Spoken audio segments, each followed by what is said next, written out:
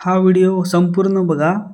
तुम्हाला मुंबई उच्च न्यायालय भरतीमध्ये निघालेल्या जागेसाठी योग्य ते मार्गदर्शन केले जाईल.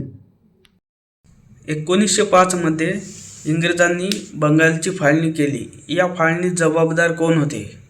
याचे उत्तर आहे Lord Curzon.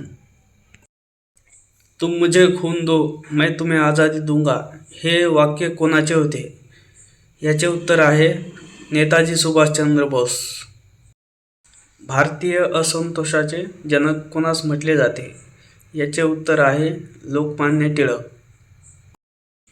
Doctor Babasaheb Ambedkar यांनी स्वतंत्र मजूर संघटनेची स्थापना कधी केली? याचे उत्तर आहे 1936. RSS म्हणजेच राष्ट्रीय स्वयंसेवक संघाची स्थापना कधी झाली? याचे उत्तर आहे 1925.